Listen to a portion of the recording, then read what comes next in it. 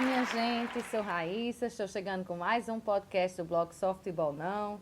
Nessa noite de sexta, fumaceira já tomando conta, véspera de São João, muita gente com fogueira acesa, ainda mais com essas chuvinhas que estão caindo de vez em quando. Aí é que a madeira molhada fica legal, para quem é asmático tá show de bola.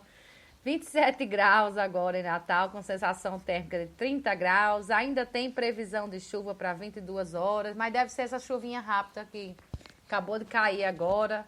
Deve voltar a cair às 22. Nada que espanta o pessoal aí de fogueira. Todo mundo já no clima de São João. Quem vai para o São João na Arena das Dunas. Mas hoje, então, com um tema mais leve, depois de muita política enchendo o saco de todo mundo na semana e nas outras semanas também, a gente falando sobre isso aqui. Hoje vamos falar sobre pelos atraentes e vento no buraco. É um tema bem curioso. Vamos começar pelos pelos atraentes, né? Nós temos uma discussão aí muito grande sobre a barba dos homens, né? Essa moda agora de barba. Será que a moda já foi embora? Teve gente já decretando aí que barba já morreu, né? Essa moda já caiu, mas tem gente ainda insistindo no uso da barba.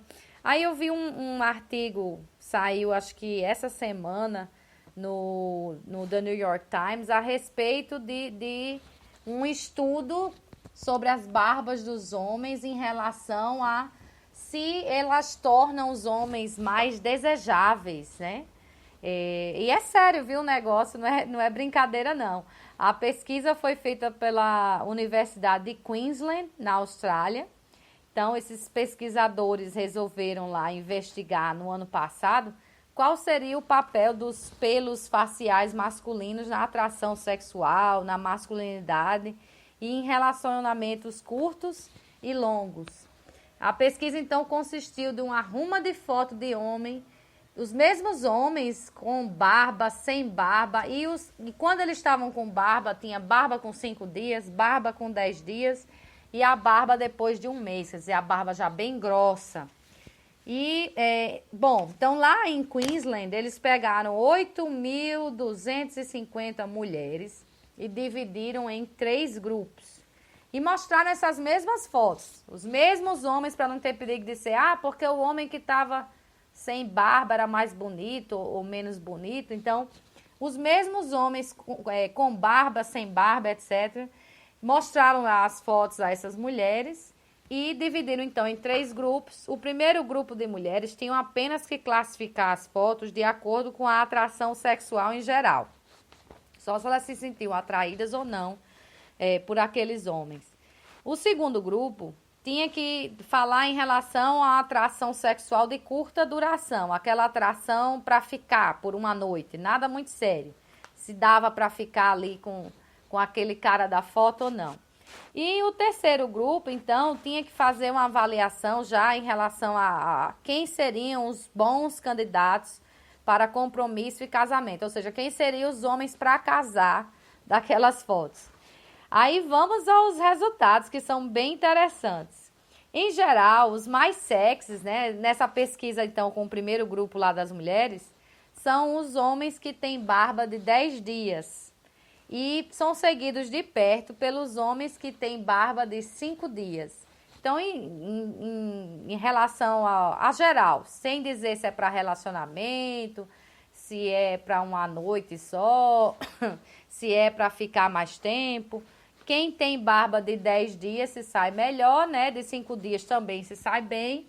Já quem tem barba cheia ou quem tá de cara limpa, ficou lá na rabeira nessa pesquisa com o primeiro grupo de mulheres, né? Sobre a atração sexual em geral. Já no segundo grupo, as mulheres que iriam julgar a atração sexual para ficar uma noite só, ganharam os homens de barba de 5 dias, que tinham ficado em segundo no primeiro grupo, agora eles ganharam. Seguidos pelos de barba de 10 dias. Ou seja, ter barba aí por até 10 dias é bastante atraente nos homens, segundo a pesquisa. Já para casar, aí ganharam os homens que tinham barbas de 10 dias e barbas cheias, né? Eu vou ver que como mudou o parâmetro, né? Quando era para ficar ou atração sexual em geral, aquela barba mais ralinha fazia o tchan do negócio. Quando chegou para escolher aquele cara que você quer viver a vida inteira, né? Quer ter filhos e tudo, aí já passou a ser o cara que tem a barba de 10 dias e os de barba cheia. Quer dizer, o pessoal de cara limpa não se saiu muito bem nisso, não.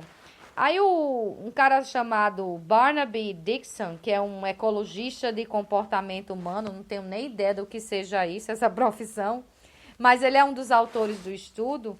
Ele disse que, na verdade, ambos os sexos consideram homens com barbas como mais velhos e mais masculinos, como generosos, descrevem eles com a personalidade de generosos, sinceros, trabalhadores e autoconfiantes. E ele também explica que essa questão da barba cheia, ela está associada também a uma questão negativa, que é agressão e domínio sexual, domínio social. Mas ela também passa a ideia, a barba mais cheia, de que o cara tem uma habilidade maior de competir por recurso. E talvez isso seja interessante na hora de você escolher quem vai casar. A natureza, às vezes, é tão ingrata, né? Porque parece que tudo termina girando em torno de dinheiro, né? Quem vai ter mais condição de proporcionar uma vida melhor vai ser o cara escolhido para casar. As coisas não rolam muito bem assim, não, mas essa é a explicação biológica, pelo menos. Aí o Dixon, então, ele ainda diz que os homens também preferem homens com pelo facial.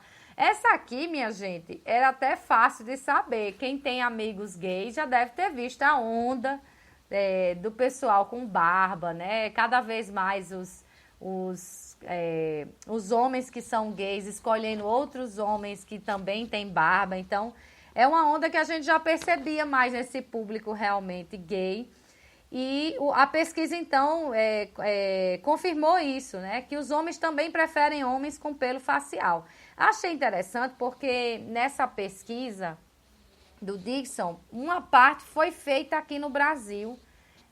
O mesmo estudo, assim, eles dividiram um grupo entre homens e mulheres do Brasil e da República Tcheca. Foram 1.577 homens e mulheres de Brasil e República Tcheca.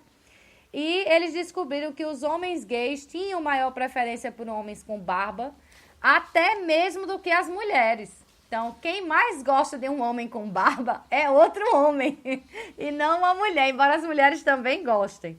Aí, os brasileiros preferem barbas maiores do que os tchecos. Os tchecos preferem uma barba menor. Os homens homossexuais preferem homens com barba semelhante às suas. Então, o homem gay, né, quando vai buscar lá o seu parceiro, ele quer uma barba que pareça com a dele. As tchecas preferem homens com barbas semelhantes a que seus pais tinham na infância delas. Eu acho que isso aqui, talvez Freud explique, né? As mulheres procurarem, pelo menos as tchecas, procurarem homens que têm uma barba que lembra a barba do pai dessas mulheres lá na infância delas.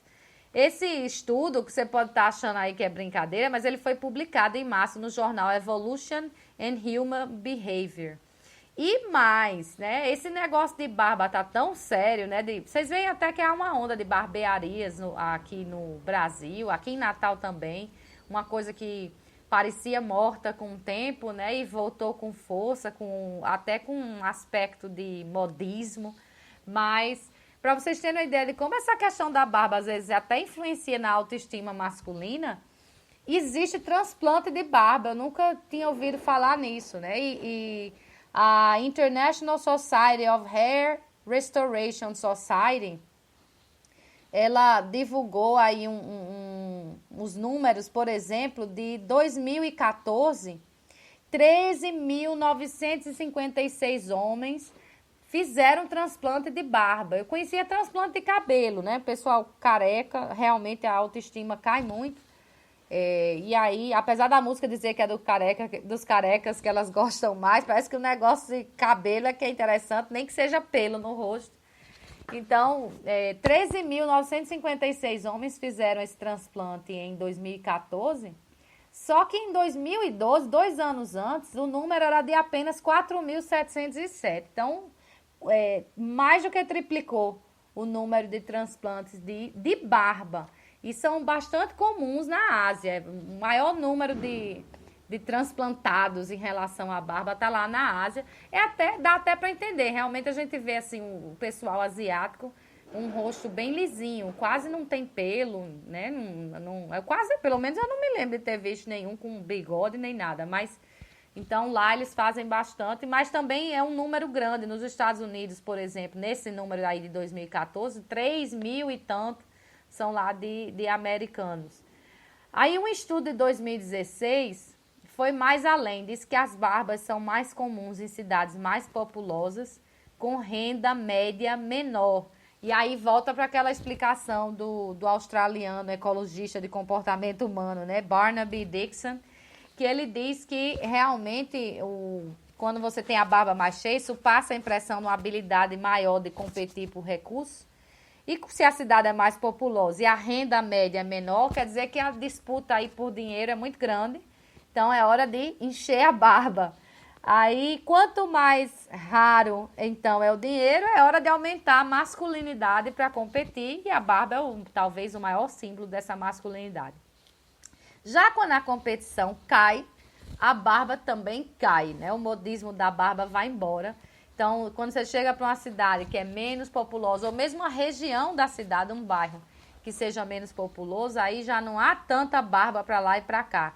Então, se a barba se torna muito comum também, ela fica menos atrativa, também passa a ser um diferencial retirar a barba. Mas, pelo menos pelo que se tem visto ultimamente, eu acredito que a barba continua em alta, apesar de que muita gente já decretou o fim dessa barba.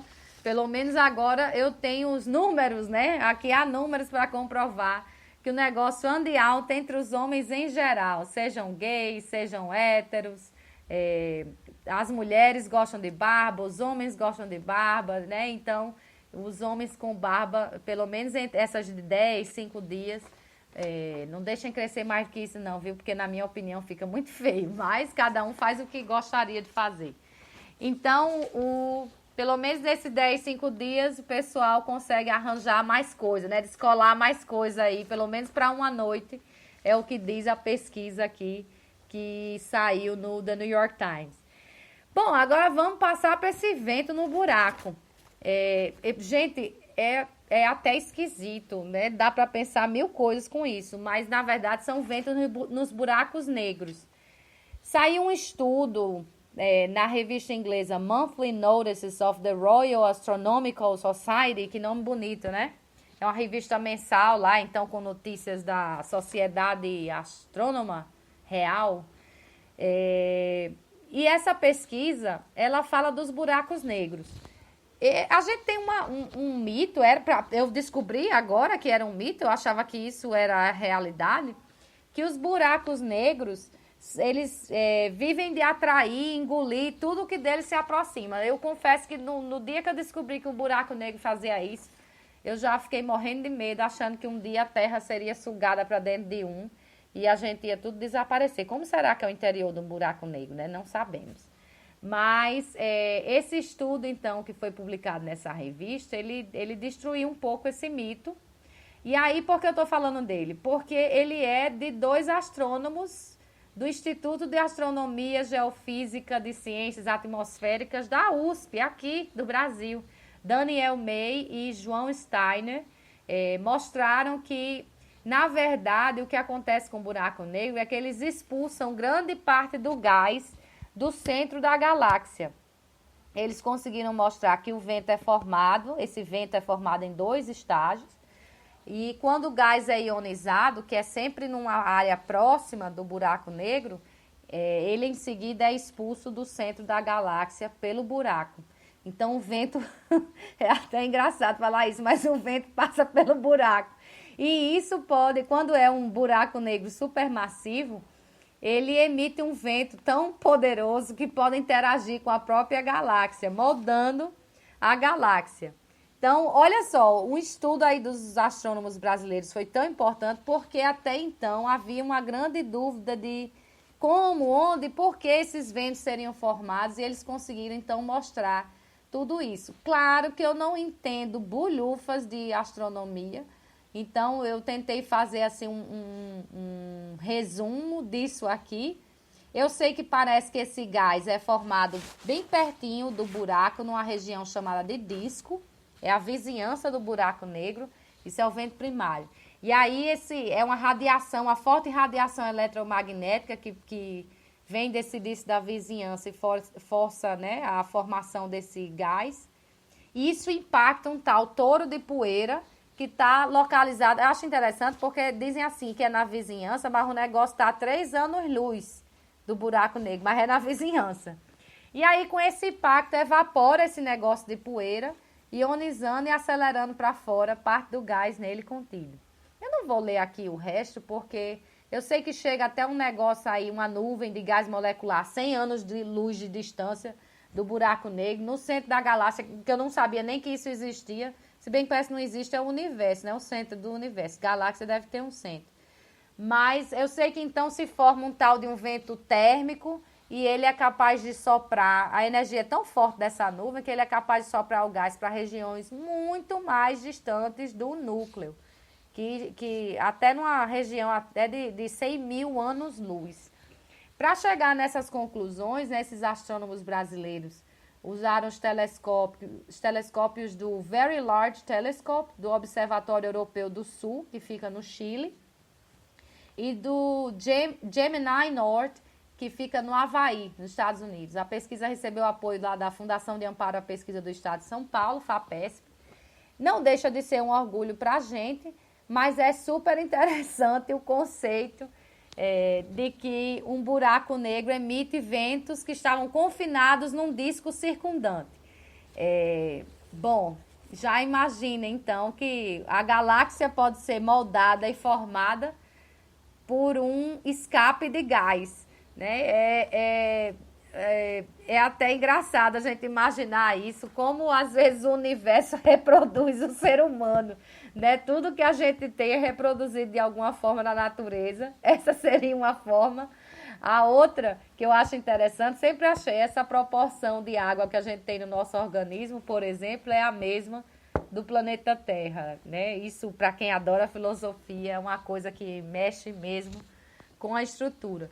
Então, buraco negro não tem nada a ver com aquela história de sugar tudo, atrair tudo, engolir tudo. Na verdade, eles estão expelindo gás, né, do centro da galáxia e com isso estão moldando a galáxia. Uma descoberta realmente, imagino que muito importante nesse universo da astronomia.